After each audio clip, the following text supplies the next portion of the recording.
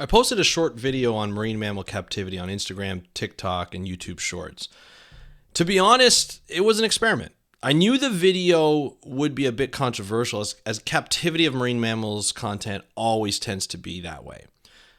My goal of the video was not to take a personal stance, but to let viewers make their own decision based on the resources I suggested. I got some feedback, just as I suspected. Some that were pro-releasing whales and others that were pro-captivity. And I responded to the comments in all cases, and I wanted to tell you about my experience. Because it was an interesting one, but I feel like it was a good one, and it's a good lesson in when we speak up for the blue to go forward and how we can save the oceans in this manner. So we're going to talk about that on this episode of How to Protect the Ocean podcast. Let's start the show. Hey everybody, welcome back to another exciting episode of How to Protect the Ocean. I am your host, Andrew Lewin. This is a podcast where you find out what's happening with the ocean, how you can speak up for the ocean, and what you can do to live for a better ocean by taking action.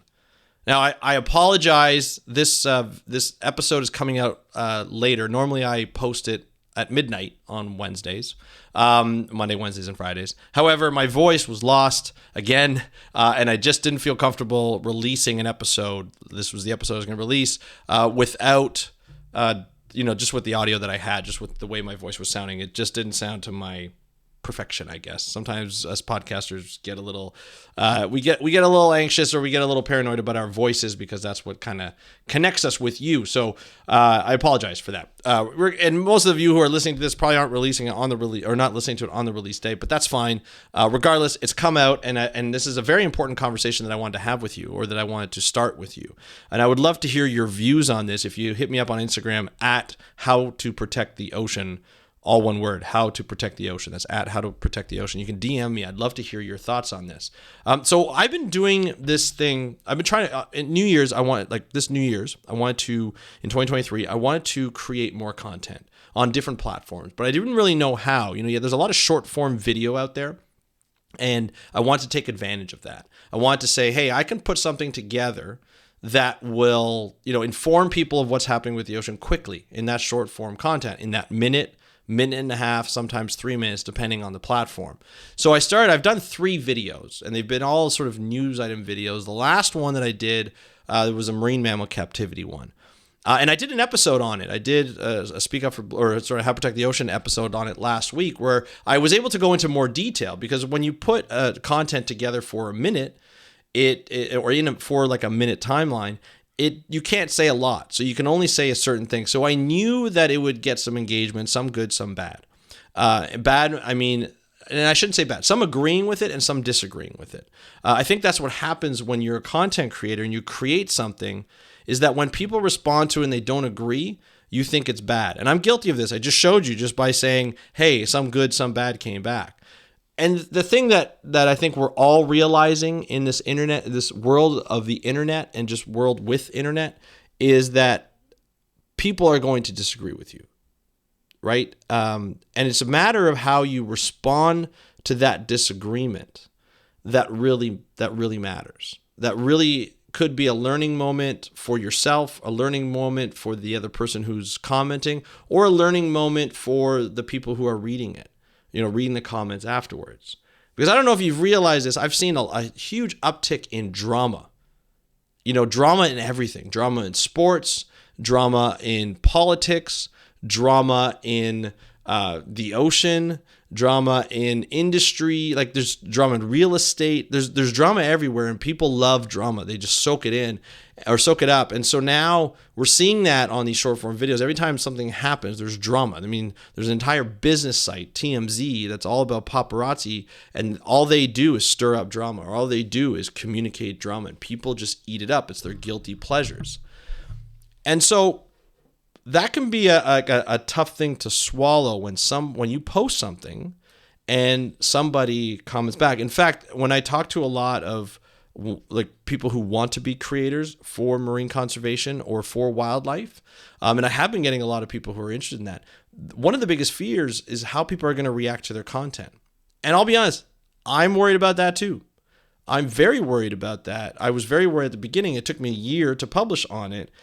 because I was so worried, like to publish the first episode of this podcast because I was so worried of how people were going to think.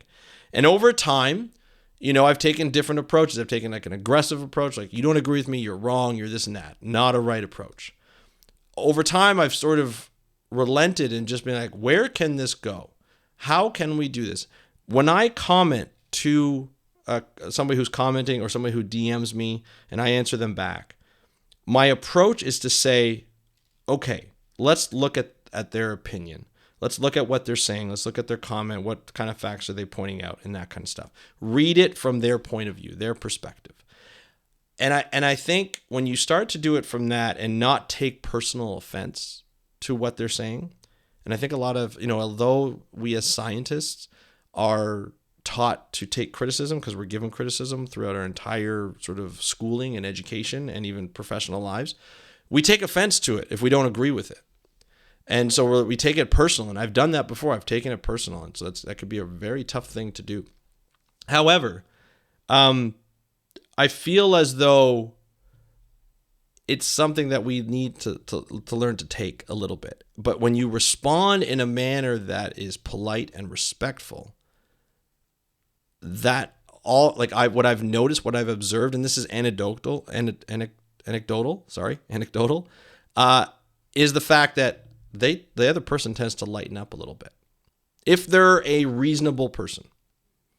And so the comment that I received, so I put up this video. This video was say, here are some resources if you want to help make up your mind of whether you think captivity of marine mammals is a good thing or a bad thing for the marine mammals. So I shared. Now this was the audience was pointed to, not a scientific audience. The audience was pointed to sort of a general audience, an audience that's not familiar with science, that's not necessarily familiar with the controversial issues with captivity of marine mammals. And so what I said is, here are two documentaries that you should look at, Blackfish and The Cove. And then I said, you should learn about them in the wild and go see them in the wild. Go see orcas and dolphins in particular. Now this person who responded, it was to my Instagram account. They responded and they said, hey, I'm disappointed. Right off the bat, I was like, this isn't going to be good. I'm disappointed that you posted this thing because, the Blackfish was proven to be wrong and proven to be misleading as a documentary and this and that. They said they had somebody on their podcast that was from SeaWorld that said, a lot of the shots weren't from SeaWorld, and they were cutting it to manipulate the messaging to fit their narrative and so forth.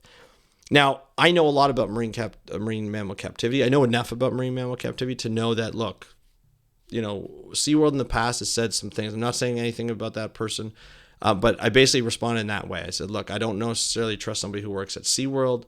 I know that there are a lot of scientists who have studied orcas in the wild and in marine captivity, have been advocates for the release of marine mammals in captivity, and that really that experiment has kind of gone away. Even from the first person who caught an orca and brought it into captivity, and I mentioned that in the podcast. But of course, I didn't mention that in that short, in that Instagram reel. And so they responded back, and I said, look, I shared some resources. I understand some of it might seem a little biased, because it's a documentary and all documentaries are trying to put a point home. I don't think I've ever met a documentary, including what's that one that I keep mentioning that I never really liked? It was Sea something. I can't believe I forget it. I'm tired, folks. Anyway, Seaspiracy, that's what it was. So there have been, every documentary, whether you like it or not, but they are rooted in some truth. Even Seaspiracy was rooted in some truth. They just shared the wrong facts, in my opinion, and a lot of other people's opinion. But Blackfish from the scientific community never really got that. A lot of pro-aquariums, pro-zoo, pro-marine park people were adamant about trying to shut that down. But a lot of other scientists were like, no, that makes sense. Like this kind of makes sense. And I'm being anecdotal. I don't have the paper to show that or anything like that. But from what I saw around and from who I talked to, it was very similar to that. Regardless of how he felt, like the second response, when I responded to him, he's like, well, you're doing it very Joe Rogan-like, where you're only showing one side of the point. You're not showing both sides. And I did say that in the podcast, that I'm not going to show both sides. but I am going to show stuff that shows what really goes on, and how these animals are captured, and how bad it could be, and how, psychologically and emotionally damaging it can be from being separated from their pods, as Blackfish showed. And so, I'm like, look, I feel comfortable sharing this. I don't think it's too misleading. I think the points were driven home, and it's actually changed policy with marine parks in North America, Canada, and the U.S. And it's really changed the way a lot of people look at marine mammal captivity. And I thought that was important to share because it had such an impact. And so if it has such an impact and it's false, it's kind of different. So, which is fine. But what you'll notice is I've never said that, I never called him names. I never went at him personally.